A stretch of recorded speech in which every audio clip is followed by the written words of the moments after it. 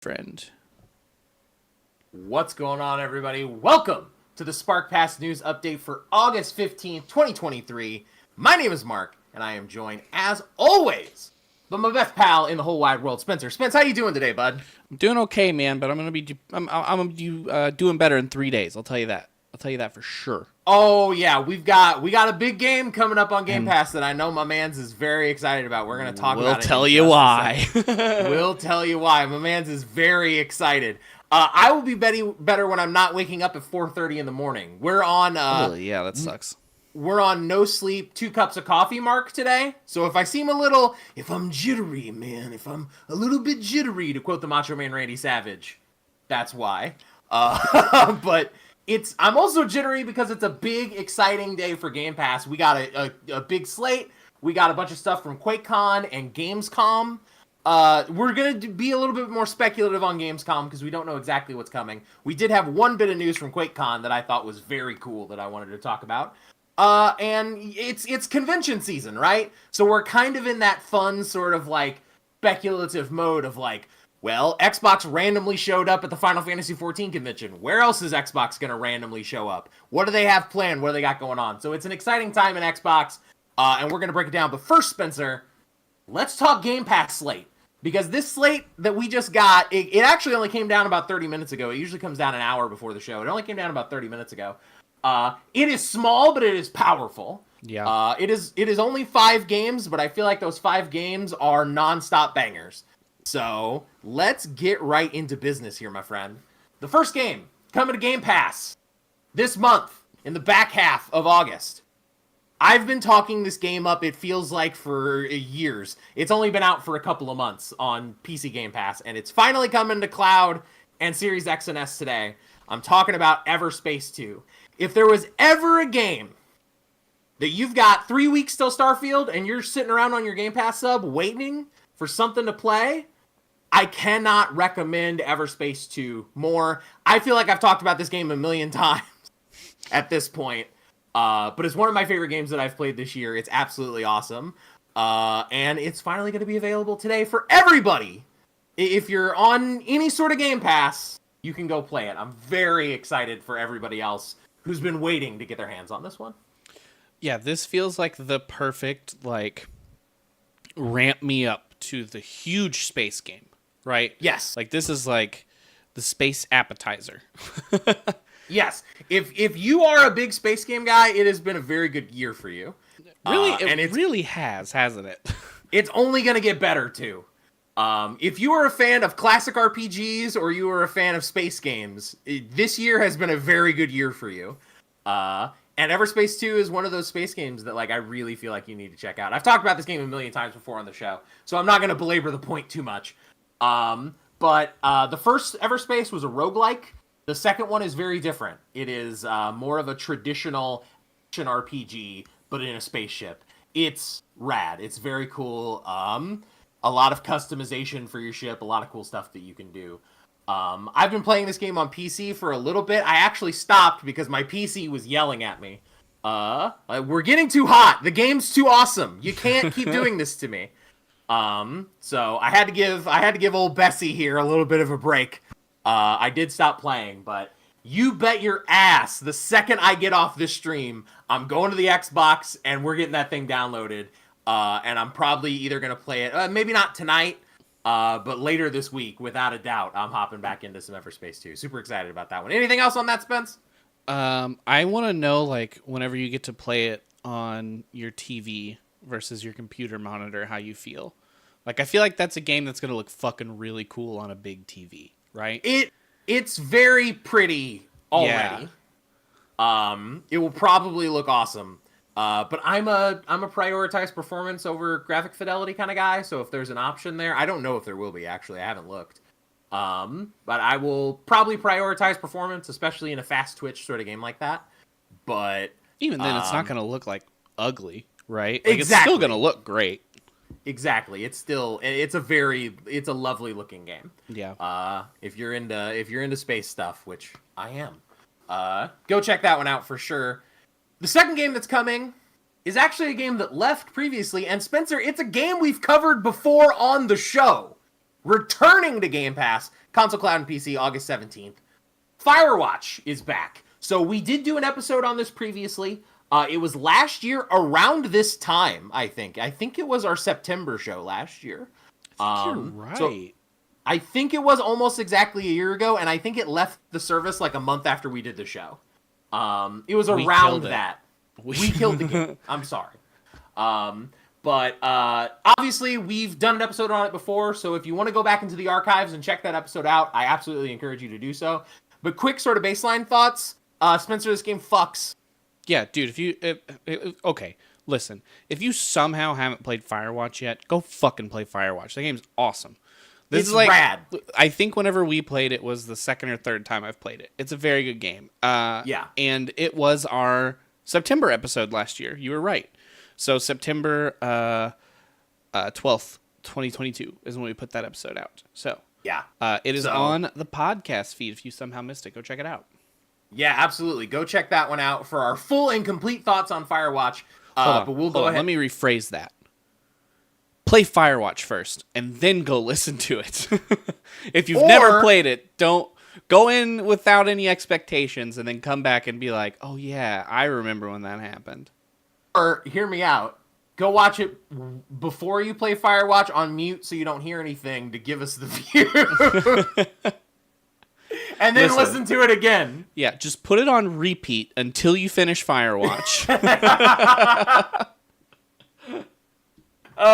I would greatly appreciate it. I need to feed my family. We got bills. We got bills. No, but seriously though, Firewatch is a fantastic video game. And this is sort of like the second in like a big slate. Last 2 weeks' slate, the first half of the August slate, was very much like, these are some rad indie games that if you've never played them before, you need to play them, right? And this 2 week slate is absolutely continuing that trend. Like, if like 2 weeks ago, it was, if you haven't played Celeste or Limbo, get on that shit. This 2 months, it's, if you haven't played Firewatch, get on that shit. Like, that is an extremely good video game that I think everybody should play. Yeah. So absolutely go check that one out. All right, Spencer, here we go. I'm just going to turn you loose. I'm just going to say it. Texas Chainsaw Massacre, Cloud Console PC, August 18th, available day one on Game Pass. I'm so fucking ready for this game, dude. I'm so excited. Like, I've been thinking even more about it all week, from like the standpoint that it's such a good horror franchise, that's gonna be such a good horror game. That also gives that, like, asymmetrical multiplayer fix, you know? Like, yeah. I don't know. Maybe it's just because it's fresh, and it's not something that I have memorized like I had Dead by Daylight memorized. But, like, this game was still scary when we played it. Like, sneaking around as one of the victims was still like, all right, I really got to be quiet. I got to be careful and think about my choices. Where, I don't know how many times I played Dead by Daylight, and there are survivors literally running into the killer and teabagging them. Like, these are two separate worlds, it feels like. And I think there's more focus on the horror aspect, and I'm fucking pumped, dude. I'm so ready for this game. This is the game we're playing for next month's show, by the way. If you couldn't tell by Spencer's enthusiasm, I think if we skipped this one, he would stab me. I would become the victim in a new Texas Chainsaw Massacre. Yeah. If we didn't cover this game. So this is the game we're going to be playing next month. I'm not as big of a fan of the asymmetrical horror games. They tend to not be my jam. I've tried Dead by Daylight. I've tried Friday the 13th. I'm kind of over 2, right? So I'll be curious how I end up feeling about it. But if there is a horror franchise that you can get me invested in, it's Chainsaw. I love the original 1974 film. Yeah. I love that movie. It's a great film, right? So if there's one you could get me with, it would be this or it would be Saw, which I love for a completely different reason because it's so goddamn stupid. That's the reason I love it. I would love a Saw asymmetrical horror game. Like, you play as the one of the fucking Jigsaw individual people because there were multiple and all that, and there's then like 80, yeah, that would be awesome. Because I remember the Saw game not being fantastic. Yeah, it was like a survival horror sort of like third person, not great thing. Yeah, it wasn't very good. Yeah. But I'd yeah, play the shit out of that. I would too. But Texas Chainsaw is probably the only other franchise you could get me with, right? Yeah. So I'm definitely excited to check it out. I'm curious how I'll feel about it. This might, I will be completely honest with you, this might end up being one of those like, okay, 3 strikes you're out. This genre's not for me, right? Totally fair. It could totally end up being that, Right. Because I did not like Dead by Daylight very much. I did not like Friday the 13th very much. This is last chance to dance for this genre for me. Yeah. So with that in mind, I'm coming at it with an open mind though, and I like the IP. So Right. I'm willing to walk down the road with it. You know what I mean? Like, Yeah. I'm willing to go to the cabin. I don't know why the fuck I'm willing to go to the cabin, but I'm willing to go. So excited to see how we end up feeling about this one. Again, that will be our game for next month. Yes, we're not going to immediately turn around a week after Starfield comes out and do a whole Starfield video. Where that's gonna be October. September episode will be, as much as I'm sure I will have played a lot of Starfield by then, we won't be ready to talk about the game yet. So we're doing Texas Chainsaw September, and then October we'll do the big Starfield bonanza. Even though Starfield will already be out by then. So that's the plan. That's what we're doing. I'm very excited to talk about Texas Chainsaw. I would also say if you want some like little sneak peeks of our Texas Chainsaw episode, we're probably going to play it on the live stream at least once, right? Yes, it will be minimum once, probably several times. Yeah. We're definitely going to play it at least once. Those happen right here on YouTube on Sundays. So come check us out then. By the way, here we are in the middle of the, speaking of the YouTube channel, if you're listening on the podcast feed, come check us out on YouTube. It's youtube.com/@SparkPass. You can find us at SparkPass on pretty much every social media, but the main ones we're focusing on these days are Threads, Instagram, and TikTok. Check us out on all of those, and subscribe to the YouTube channel if you could, because that's where we're doing all these shows now. We're doing all the shows, we're doing the live streams, we're doing these news shows, we're doing everything basically except for the main pod live on YouTube. So come hang out with us on YouTube and get these in your veins the second you can possibly get them. Speaking of games I want to get in my veins, Spencer, August 29th, Cloud Console and PC, Sea of Stars. I was not excited about this game at all until I played the demo. Okay. I think I talked about this during the Games We've Been Playing segment on our last episode of the show, on the I Pick You Pick Indie show. I think I mentioned it briefly, but we were trying to get out of there fast. I played the demo of Sea of Stars. The demo's about an hour long. It's incredible. It is one of the most beautiful pixel art games I have ever seen. And if you've got a craving, if you have any portion of your soul that loves 16-bit Squaresoft JRPGs, if you have any little bit of that in your soul, which I don't have a lot of it, but I have a little bit. I have Chrono Trigger. That's my one, right? And I got a huge twinge of Chrono Trigger off this game. It feels like this is built by people who get it. The classic 16-bit era JRPG is sort of a genre that has gone by the wayside. Most of the big JRPGs have sort of abandoned it and either become open world games or action RPGs or a mix of both. This is very much a classic 16-bit era, 32-bit era JRPG. So if you've got love in your heart for those, this is a must play IMO, because that demo was that good. I was extremely impressed with Sea of Stars. I only spent the 1 hour with it. Spencer, this genre isn't really your jam, right? Not particularly, no. Yeah. I didn't think so. I wasn't 100% sure. I don't think we've ever talked about it. These kind of games remind me of being like just a little bit too young during like the Game Boy Advanced era. Yeah. Of this like being those big games, and me seeing like the cover art of games and be like, that looks fucking sick. And then like, you know, saving up my little allowance all the time to get one, and then go, I'm gonna go play Pokemon again. Right. Yeah, I mean, like we both sort of grew up in the like N64 era, and by that point Nintendo had kind of lost all their JRPGs. They all went to Sony. Yeah. Right? So I think we both grew up sort of early on Nintendo. So if you weren't there in that era, yeah, you kind of lose that. Right. So I totally get it. If you don't have that nostalgia bone, this game may not appeal.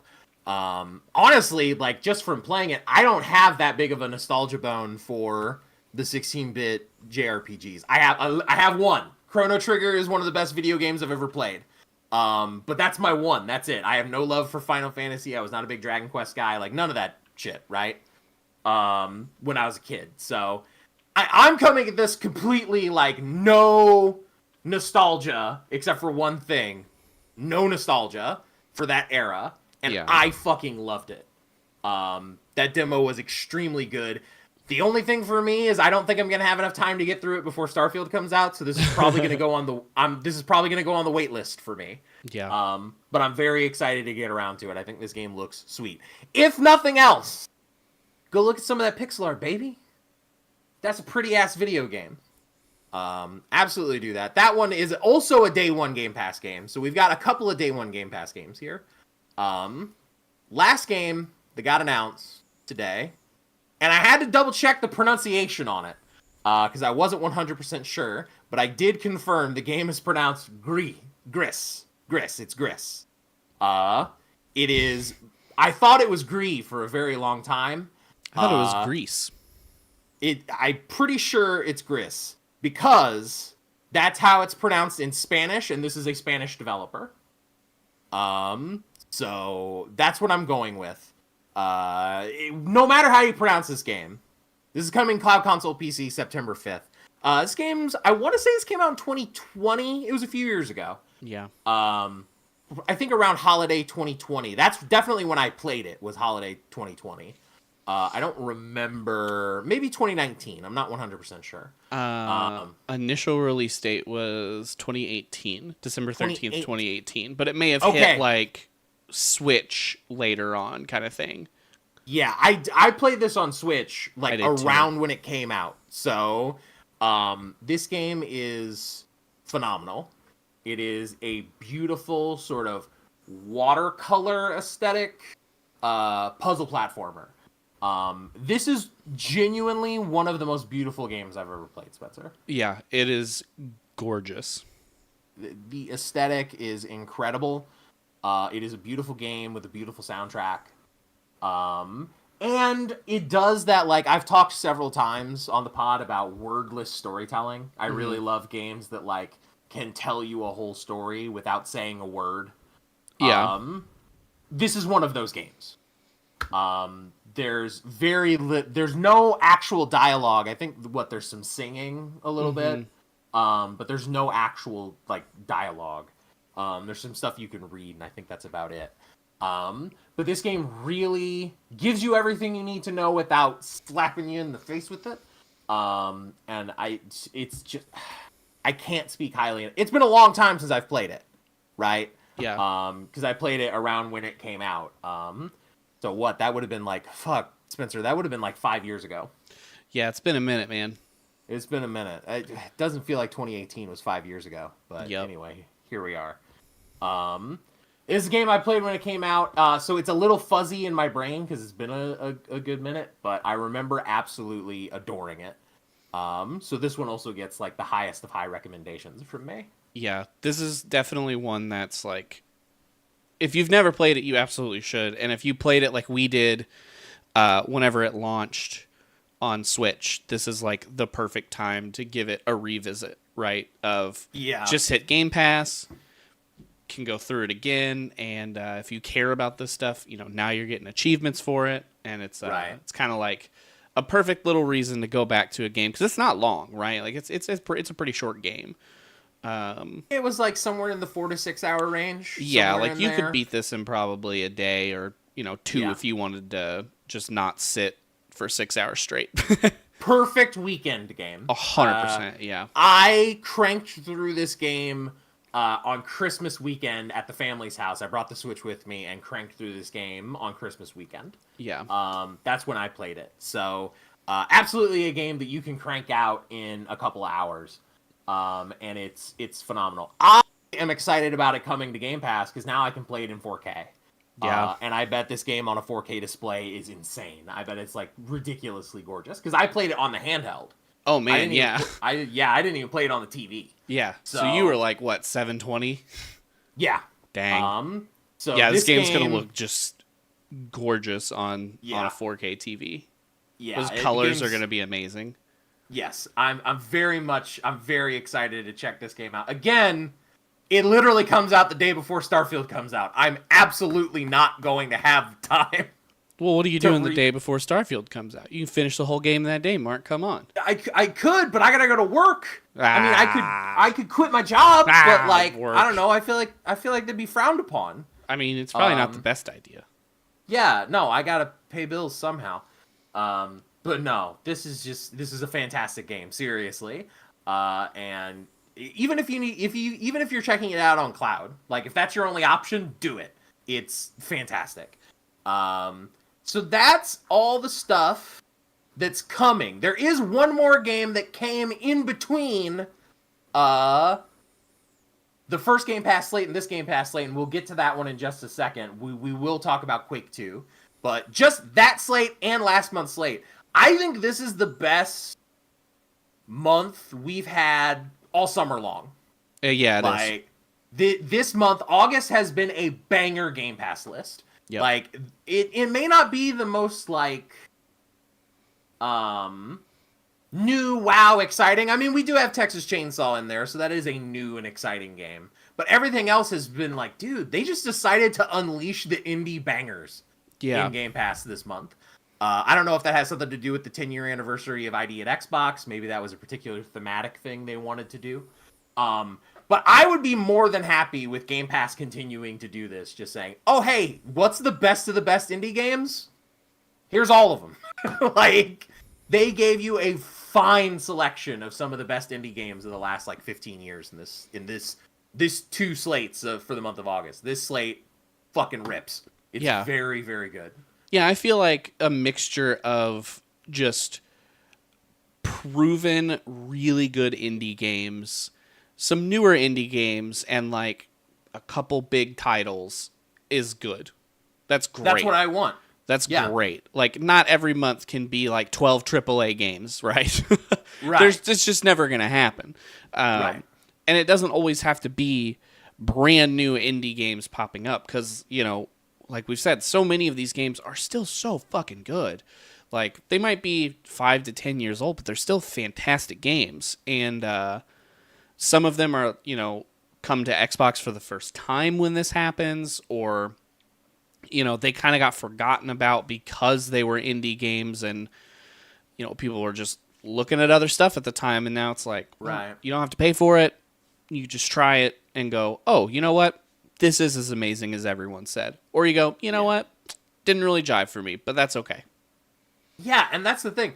You got to think about, there's probably a whole generation of gamers that have come in that have never played Limbo. Yeah. Right? Oh, yeah, 100%. Because that game's like, what, like 15-ish years old at this point? Somewhere around that? Oh, Jesus Christ.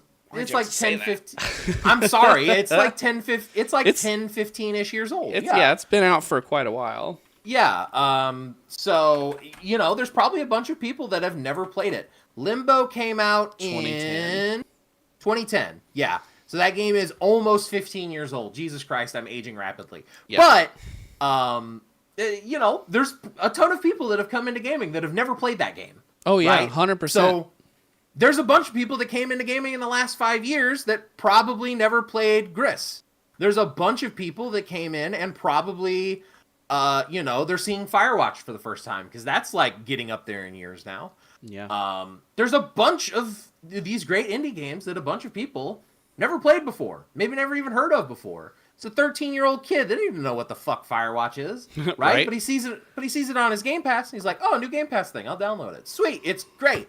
We don't have to just be Cult of the New, right? Mm-hmm. Game Pass can still have value without it being all new shit, right? Yeah. It just needs to be good shit, right? Like, right. I think that's the thing. That's kind of the lesson we've learned from 2023, I feel like, is like, I tend to want one big new game a month. As long as we've got one, the rest of it, if it's just quality indie stuff, I'm way happier with this, what we saw in August, versus what we saw in June and July, which was a lot of like newer, not particularly appealing indie stuff. Yeah, it was just kind of like, well, literally none of this is going to be for me. Right. Yeah. We had a couple of months there where June and July were just sort of like, well, here's some indie stuff, none of which I particularly care about, right? Like, this is some like curated high quality shit, right? Yeah. I'm super down with more months like this. I think August is one of the best Game Pass months we've had all year, pretty much. Yeah, like, I like this a lot because it feels like there was thought put into it, right? They're like, these games are very good and would do well with people who have played them before and want to go back to it. Maybe, they played it like we did, played it on Switch. Now they want to play it on their Xbox. Or people who have never played them because when it came out, it was an indie game and they can only budget for one game that month. And it was, Call of Duty, not random game I've never heard of, right? Sure. But that game's still so fucking good. And now it's like, okay, well, hey, you don't got to worry about buying it. You can just fucking play it, dude. It's great. Yeah. It gives you the opportunity fantastic. To do it. Right. And, for a lot of people who are sort of like, I feel like there are still somehow, I don't know how this happens, but I feel like there are still a lot of people that are a little indie phobic that only play AAA games. Yeah.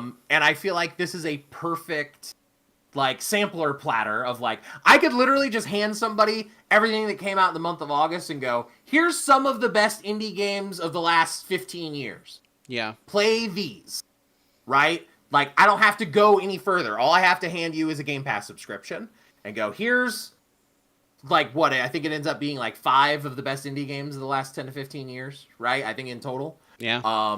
Just go play them and tell me how you feel. And if you don't like them, that's fine. But, yeah, like, between Limbo, Gris, fucking Firewatch, it's a very good list. I would love more months like this. If you're listening, Phil, good. This is a good one. Do this. Keep doing this. More of this, please. You nailed it. There was one other game that came to Game Pass, Spencer, but real quick, I'm just going to run down the stuff that's leaving Game Pass. Nothing big here. Probably the biggest name here is Black Desert, which is an MMO that they constantly try to get us to play on Game Pass quests. And I'm so glad that it's leaving so that I don't have to look at that game anymore. They constantly want us to play it in Game Pass quests, and it's an MMO, and it's such a fucking grind. Because it's always like, get 10,000 of their currency or whatever. And it's like, Jesus fucking I have Christ, no I'm not interest doing in it. this. Not doing that. It's leaving Game Pass on August 31st. Thank fuck. If you play Black Desert, I'm sorry. But I've literally yet to meet a person that actually plays it, other than for Game Pass quests. Nothing else really big here. Commandos 3, Immortality, Nuclear Throne, Surgeon Simulator 2, and Tinykin are all the games that are leaving on August 31st. So no big losses there. And again, if you play Black Desert, I'm sorry, I'm just clowning, but also fuck your game. I mean, like, you're kind of right, though, right? Like, I feel like I'm not in the MMO space, and I still see a ton of people talking about Final Fantasy XIV, and I see a ton of people talking about World of Warcraft. And, like, every now and then, I see pop-ups of Guild Wars. I don't remember ESO the last time. Well, yeah, ESO. I don't remember the last time I saw somebody talk about Black Desert, other than when it came out and people were losing their minds about the character creation, and when it came to Game Pass the first time. And then it was like, it was one of those games that came out, people were excited about the character creation, content creators got a ton of free keys for it to play it. They played it for a month and then went, neat, I'm bored. And then I never heard about it again until it pops up in a Game Pass quest, or I open Game Pass and I see it. Right. But, like, I don't see people, like, tweeting about it, right? Like, Final Fantasy XIV still blows up all of my social media, and I do not play that game or know anything about it at all. Right. Meanwhile, I've not met a person that plays Black Desert. Hey, if you play Black Desert, let us know in the comments how sad you are that it's leaving Game Pass. And let us know what you like about it. Why does this one stand out as opposed to, like, just playing Final Fantasy XIV with every other MMO player on the face of the planet? Right. Yeah. I mean, listen, there's something to be said for playing something different, right? I can for appreciate sure. an underdog. But yeah, so that's the Game Pass slate. Pretty damn good Game Pass slate. Nothing of real significance, IMO, leaving Game Pass. Yep. There's some good games in there. I've heard Nuclear Throne's good, but there's I've nothing heard like... Immortality is good, too. But Immortality, yeah. I had it downloaded, and I still haven't checked it out, so I guess I need to do that. Yeah, there's a handful of games in there that are cool, but there's nothing like earth-shattering, like Death Approaches. You have to DEFCON 1 go play this, right? Yeah, exactly. There's some good stuff, but it's not like nothing earth-shattering. Yeah. There was one other game, Spencer, that came to Game Pass over the course of the last week, and that happened at Quakecon. If you don't know, Quakecon is ZeniMax, Bethesda, id Software. It originally started as just an id Software convention where people would do LAN parties, right? It originally started as that, and it had sort of evolved into basically Bethesda's con, right? Yeah. And then the pandemic happened, and they downscaled it. They got rid of it in 2020 and 2021. 2022, I think they did sort of like an online-only version. 2023, they brought it back as a physical event. There was not a ton of news coming out of QuakeCon. They were focusing it on being, because it was a return, it was the first time they'd done it in 3 years, they focused it back on its origins. They wanted it to be a LAN party, right? Yeah. So, which was cool, so they focused it more on that. But there was one bit of news that came out of QuakeCon. Quake 2 got a remaster, and it shadow dropped that day at the first day of QuakeCon, and it's on Game Pass. You can go play it right now. Here's the cool thing about this. If you own Quake 2 on Steam, you just get this version. That's pretty sick. They just gave it to you, right? Oh, that means I can't play the old version with all the mods? No, bullshit. If you have the old version with all the mods, you can still play the old version too. That's pretty awesome. Oh, it's a shame that all the mods from the original version aren't coming to the remaster. They gave out the whole source code of the video game, Spencer. It'll be there. All those mods will get there eventually, or at least a lot of them, right? I thought this was super cool, and it's on your Game Pass sub. So if you just want to play like one of the classics of the first-person shooter genre in Quake, which has not been like sort of in the public milieu for a long time, if this is a game you never experienced, I think this came out in like 1997 or something like that.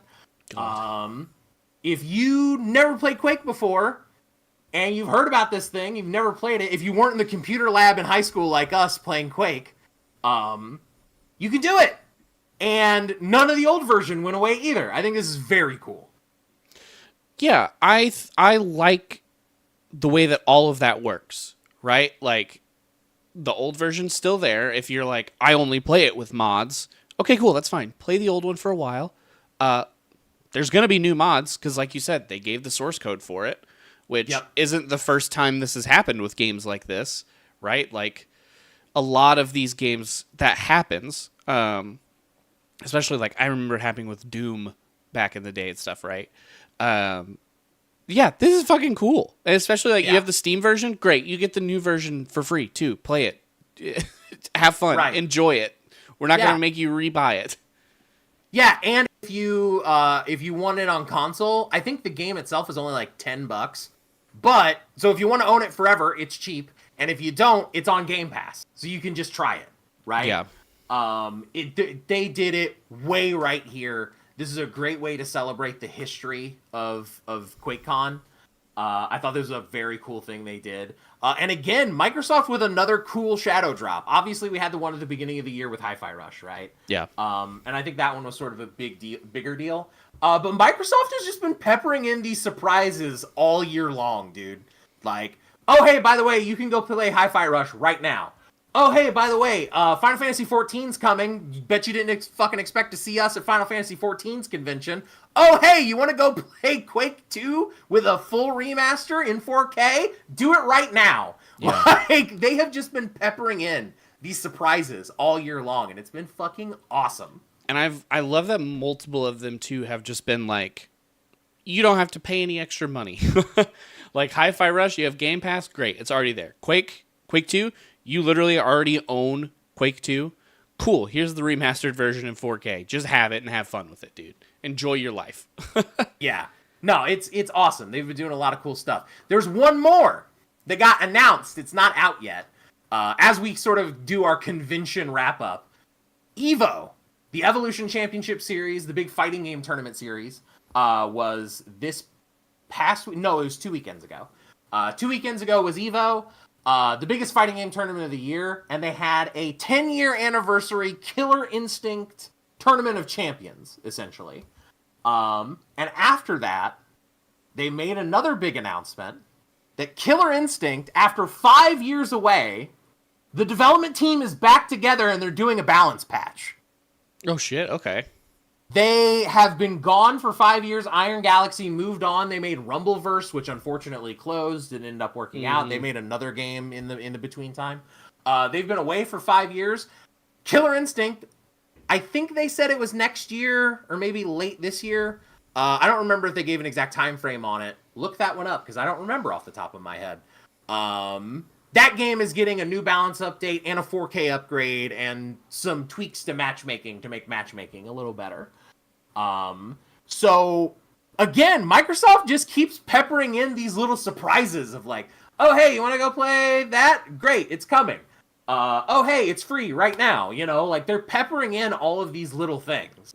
And to support Killer Instinct like that, again, after a 5-year layoff is super fucking cool.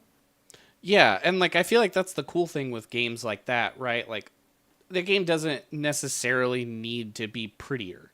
Like it already looks great, right? Like we don't need to remaster it or like put the sequel out. It's just like, hey, we're just going to make this one better. I mean, like, I will say there is some stuff on Killer Instinct 2013 where you can sort of see the age. All I have to say is Kim Woo's face, and Killer Instinct fans, you'll know exactly what I'm talking about. Not the prettiest game in the world anymore, but, like, that's not what we're here for, man. Yeah, you're playing a fucking fighting game. You're not playing, cinematic masterpiece story 25. Like, right. You're playing punch dudes in a side-scrolling game. I want to punch a man harder and better. Yeah. By the way, Team at Iron Galaxy, if you're listening to this, please, I beg of you, buff General Rom, nerf Rash. Thank you. That's all I need. If we're doing balance updates, I can finally beg, buff my character, nerf the best character in the game. That's all I ask for. Everything else would be perfect. So yeah, a lot of cool stuff coming out of conventions that have already happened so far this year. We got that cool thing at Evo. We got that cool thing at Quakecon. It is convention season, and the next big convention that's coming up, Spencer, starting, I believe it's August 25th. It's definitely that last sort of big weekend in August. Gamescom over in Germany. Gamescom has traditionally sort of been the, like, things debut at E3. Obviously not E3 anymore, but, like, historically. Things debut at E3, and then you can go play them at Gamescom. Yep. That has sort of been sort of the traditional place for Gamescom.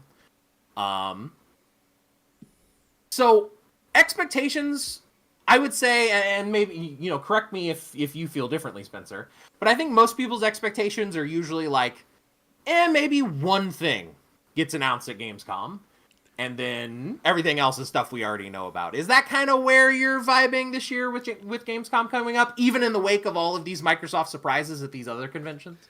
I feel like that's how it usually is, right? Like, this isn't the big show. This isn't the show where we drop everything and, like, it's just, like, bomb after bomb, right? It's just kind of like a lot of the stuff you know about. Might get some gameplays of things we haven't seen gameplay of, or like, hey, it's coming out this day kind of thing. But like, this isn't usually the huge thing, in my opinion. Yeah, that's like in my brain, that's where Gamescom historically is. A lot of stuff will get announced at E3, and then you'll see first-time gameplay at Gamescom. Yeah, right? Or you'll see like an updated gameplay, like first 25 minutes of whatever. Right. But I did want to throw it out. With Microsoft throwing in all of these surprises at all of these other conventions, let's get a little speculative, Spencer. Okay. They threw out a surprise at QuakeCon. They threw out a surprise at Evo. They showed up at the Final Fantasy XIV Fan Fest. Mm-hmm. Mm-hmm. And they're talking on their social media platforms about how they're having the biggest presence they've ever had at Gamescom before. in terms of their booth and things like that. Ooh. Are they going to show something at Gamescom? Are they going to have something new? Maybe. I don't know what it would be. I don't know what it would be either, right? So I've been scouring. I've been in research mode. All right. Lay it on me. What do you got? Here's the thing. So first party is pretty well locked in for the year, right? We kind of know what we're getting. We're getting Starfield in September. We're getting Forza in October. November is a blank slate, but keep in mind, these scheduling decisions were made after they tried to acquire Activision, so November is Call of Duty. That's Call of Duty's time. It's always November, right? Yeah. So they probably intentionally scheduled away from Call of Duty because, well, in the perfect world, when they were creating the schedule, by now they would own Call of Duty, right? Obviously, that's not going to happen with the legal battle continuing with the CMA, but they probably intentionally scheduled away from November. So November's a blank space on purpose, it feels like. Yeah. Or we're going to get something of like, this is going to be the makeup game for November that was going to be Call of Duty. Right, yeah. Something along those lines. So we'll see what that ends up being. Yeah. December's a blank space still. But there is one game that is going to be at the Xbox booth that we've seen before, that we haven't heard from in probably about a year. It's going to be at the booth. I don't want to speculate too hard because this is a game that's being made in the middle of a freaking war zone. Stalker 2 Heart of Chernobyl. We didn't hear a peep about that game at E3. Yeah. I want to read to you directly from the Xbox at Gamescom 2023 booth. They put out an article on Xbox Wire. Over 25 titles from our third-party partners and ID at Xbox friends will be playable on the booth. This includes the world debut of GSC's Game World's Stalker 2, Overkill Software, and Starbreeze Studios' Payday 3, and a handful of other games. By the way, Armored Core 6 is going to be at that booth. I think that's very interesting. That might just be a marketing deal, but like if Armored Core is suddenly on Game Pass, it'd be kind of wild. I don't think that's happening. They would have announced it today if they did. Because that game's coming out in like 2 weeks. Stalker 2, playable on the Gamescom floor at the Xbox booth. I don't want to like put too much pressure on it because again, this is a game being made in the middle of a war zone. Their offices are in Kyiv. Like, I don't want to sit here and say, are we finally getting it? And is it in December? I could be wrong, but I thought they moved their offices somewhere else so they could continue work. I believe they did. Yeah. But I mean, still, like, this game has been severely impacted by the Russo-Ukrainian conflict. Oh, 100%, yeah. Like, this game probably would have been out by now if there wasn't an actual war. Like, yeah. Because I remember when they posted about it and were saying, like, obviously the game is delayed indefinitely, but they were like, we're very confident in what we've done so far. And it seemed like they were kind of getting more to, like, the polishing point than the building point, right? Right. So, I mean, shit, that could be. Or the big thing could be, hey, we have a set date now. It might be still a while out, but it might be we're saying, like summer 2024, we're getting it. Here's where my brain churns, Spencer. There's that open spot in December. If it's ready by then, I could see that being the December game. I went to retailer websites to see if there was a placeholder date. Placeholder date is December 1st. I'm just saying that doesn't confirm anything, obviously, because they are retailer placeholder dates. Yeah. I'm just saying. Okay. Wild speculation. I could see it. Wild speculation. There is that Games Live show that's happening at the beginning of Gamescom. I can totally see a world in which they go, bam, here's a new Stalker 2 trailer. Oh, hey, by the way, it's out like December 8th or whatever, right? Like, I can absolutely see that world where that's the announcement that Xbox held back from the game showcase, and it gets announced at Gamescom. Because it really feels like Xbox's strategy is they want one announcement at all of these shows. Yeah. Like, it's smart, though. Like, it kind of keeps you in the headlines constantly, right? Yeah. Like, that, the Quake 2 thing wasn't, like, a huge deal, but it popped headlines a little bit. It's a big name. Quake is a very big name game, right? Like, it may not be the most exciting, like, oh, we got a remake of an old game. And unless I love that game, I'm not that excited, right? Like, it's cool, but I'm not, like, jumping for joy, losing my mind at it, right? But Quake is a huge fucking name, and that's going to make headlines. And that's going to keep people looking at Xbox and bringing them back to be like, okay, well, they did this. Oh, well, I'm searching for Xbox on Google now. Oh, look at all these other articles from Gamescom, from Quakecon, and like, that's going to keep building. That's a really smart way to do that, I think, as opposed to just July. Here's literally everything for the next 12 months, and then you go, oh, well, it's February after this. What the fuck did we talk about? I don't even care anymore. Like, right? I have the attention span of a squirrel. I don't know what's going on. That was the strategy they took last year, right? Like, the 2022 show was like, here's everything that's coming for the next 12 months, and that severely bit them in the ass, right? Yeah. So you're seeing a new strategy here of, like, the game showcase was very much forward-looking. Here's what 2024, 2025 is looking like. Yeah. And we're getting these little announcements strung out. We got one at Final Fantasy Fan Fest. We got one at EVO. We got one at QuakeCon. I have a feeling there's going to be one at Gamescom, and there's going to be one at Tokyo Game Show. I just have that feeling that they're holding back one thing for each of these major shows. Mm-hmm. And frankly, I mean, the Gamescom thing, it could be anything, right? I'm just wildly speculating here. It could be anything. But it's a European-based show, European developer. Makes sense. Show them some love, shine some light on it. It's a game that, like, you'd think if they've gotten back on track after getting the hell out of Kyiv, you got to think that game was close. Mm-hmm. Because it was probably pretty close to ready to go last year until, like, they got hacked by the Russians and, like, all the other crazy shit that's happened to that game, right? Yeah. Yeah, it didn't seem like it was that far off from what they were posting, like, and what we'd seen about it. Right.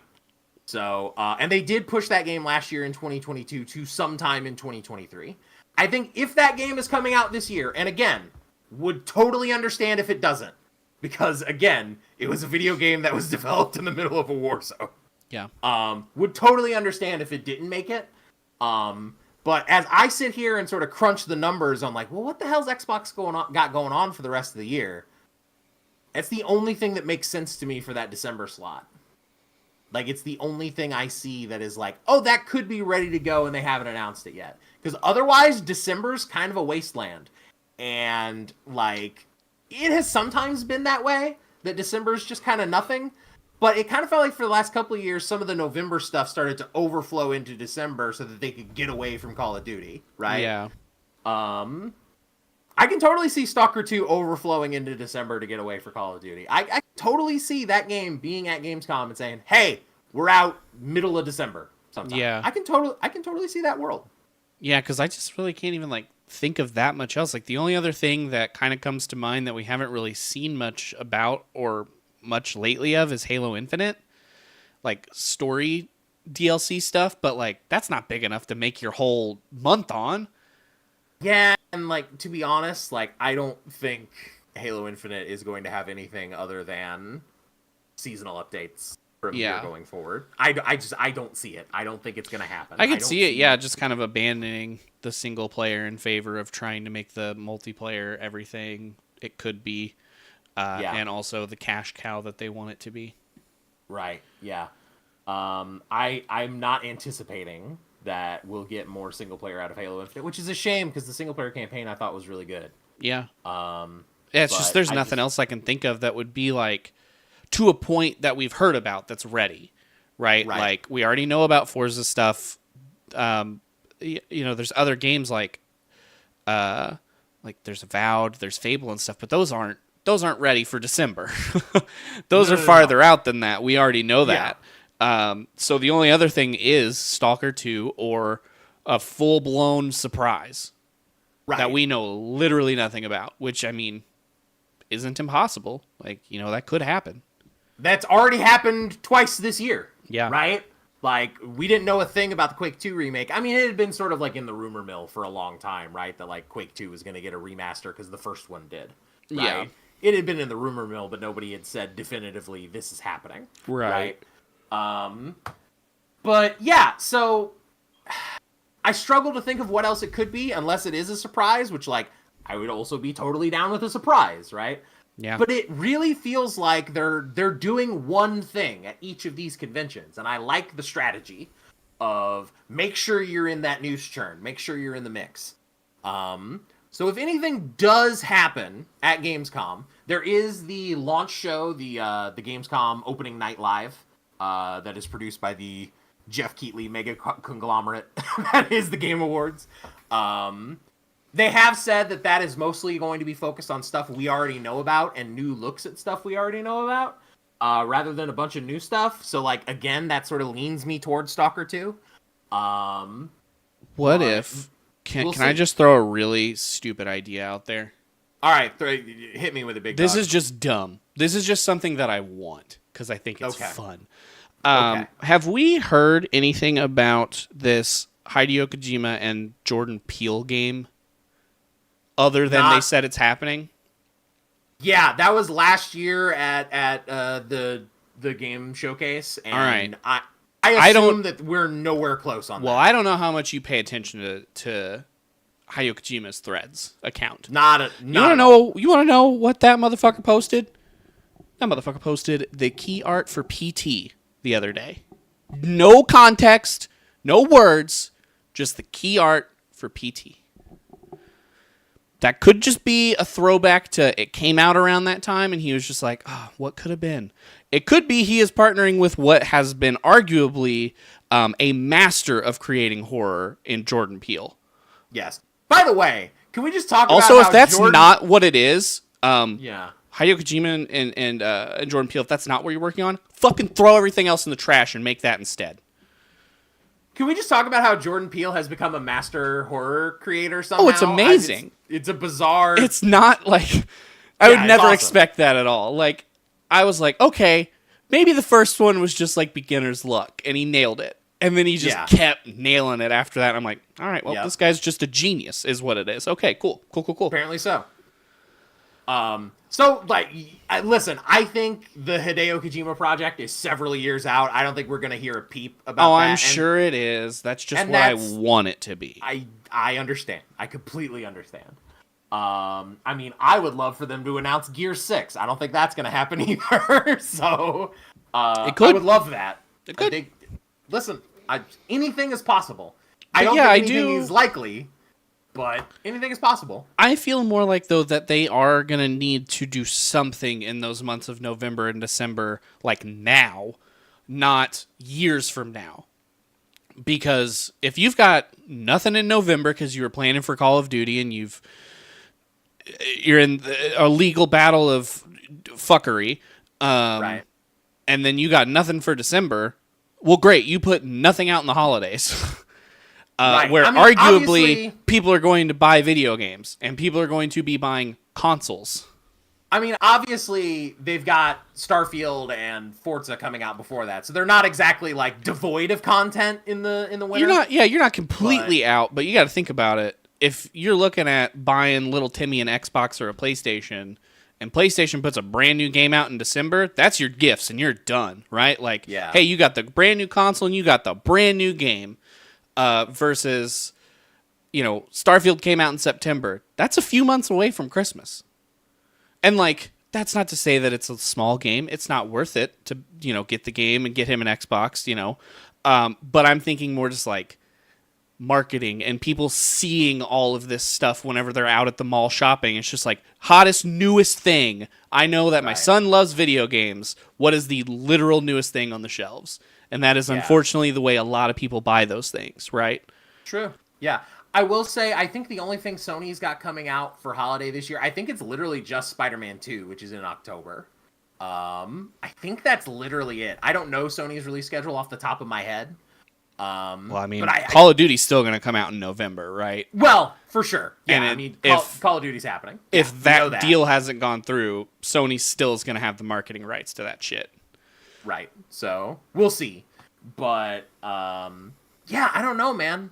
Like, I do agree that, like, it would probably be good to get something out in December, but, like, Starfield is a big enough game that I think it will have a long enough tail that you can do console bundles in holiday. Yeah, like, I think that. it's still going to do well. I just think the idea of having, like, the new hotness out in those 2-month span is always, like, the plan of for people, Sure. right? Like, for sure. You want to have the newest game that everyone else is going to be playing whenever you get your new consoles for Christmas.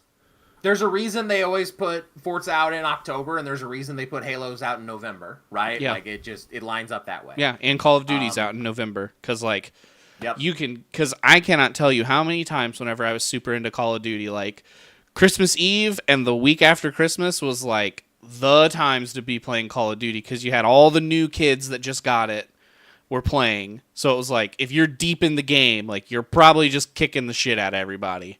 But also, like, there's no time between matches because everyone's playing. For sure. So yeah, it'll be very interesting to see what ends up filling that gap in November/December. And it could be announced at one of these upcoming conventions. I think we basically are down to Gamescom and Tokyo Game Show. I don't think there's any other major shows left. But you never know. Xbox has been adapting this strategy of just like, we're just going to pop up at these conventions and announce one thing, right? So keep your eyes peeled is all I'm saying. Yeah. It could be a very interesting couple of weeks in the world of Xbox as we gear up for Gamescom. So keep your eyes open because you never know where Phil Spencer's gonna pop up next. he's like a little whack-a-mole coming up, just like, hey, game, and he throws it at you. Anyway, it's the dumbest analogy I've. I mean, it's not like that wrong though, right? Like, he's just like all over the place. Hey, I'm here. Here's a game. Hey, I'm here. We're getting Final Fantasy 14, baby. Exactly. Like, they've just been throwing out random stuff over the course of the entire convention season, and I expect to see one thing at Gamescom. I don't expect a huge blowout. I wouldn't come into Gamescom expecting a huge blowout. Yeah. I am expecting one thing. I would expect them to go like, hey, Stalker 2 has a release date, or hey, here's a window for Hellblade, or something like that, right? Like, I would expect one thing, and it will probably be announced at Opening Night Live. If it doesn't get announced there, they're not doing anything. Yeah. So I know it's not like we can't do every game this way, but I love the like kind of surprise stuff, right? Yeah. Like, it's just there's so much hype that happens at once around it versus like, all right, well, this game's coming out in a year, and it's like halfway there you kind of forget about it, you dip a lot, and then like the week before everybody's like, I'm so ready for it, where this is just like, well, I don't know what this is. It's out of nowhere being released, and now we're all excited. And, like, every platform, like, blows up, right? Like, Twitter, Reddit, everywhere, there's threads about it, and people are like, let's do this! It's just exciting. It's an exciting moment, as opposed to, all right, well, I know the game's coming out in a year, so let's plan for that kind of thing, right? Right, yeah. So I'm very excited to see what they do. If there is anything at Gamescom, of course, we'll let you know on the next news show. And we'll talk all about it. But I would just say keep your eyes open at these next two convention slots. Gamescom is coming up on, I believe it starts on August 24th, the Thursday. So keep your eyes peeled. And there could be stuff coming out all through Gamescom weekend. And then I think directly a month after that is Tokyo Game Show. Yeah. So keep your eyes peeled on what Xbox is doing on the convention scene as we get through the late summer, early fall conventions. Keep your eyes peeled for more news there, more stuff coming to Game Pass, and there's a lot of cool stuff coming to Game Pass through the rest of this year. You've got a Killer Instinct update, the new Sea of Thieves expansion just dropped fairly recently, some great indie games on that slate, and we're 3 weeks away from Starfield. We're 3 weeks away from the big one, so yeah, it's a very exciting time. You're 3 days away from Texas Chainsaw, so don't forget that either. Yes, you're right. You're right there. Which we'll be talking about on the next show. So come hang out with us on the streams. Those happen on Sundays, right here on YouTube, youtube.com/@SparkPass. Catch up with us at SparkPass on all your favorite social media channels. If you're listening to this on Spotify, give us a 5-star review if you could. That'd be good. I would enjoy that. It would make my little heart go aflutter. If you're listening to us on any of the podcast platforms, Apple Music, whatever, any of those, give us a 5-star review, give us a thumbs up, whatever the metric is on the platform where you're watching us. Please let the algorithms know that you're watching us. If there's no engagement, the algorithm doesn't see it. So, give us the thumbs ups, give us the 5 stars. If you enjoy the show, we really would appreciate it. And we will be back on Sunday for our first Texas Chainsaw stream. Our next big show will be a news show in a couple weeks.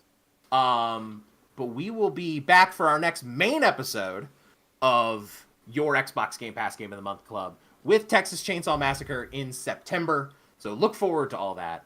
Thank you guys so much for coming into the news show. Really do appreciate your time, effort, energy, and attention. Spencer, take us home, my friend. Thank you guys so much for coming in. Take care.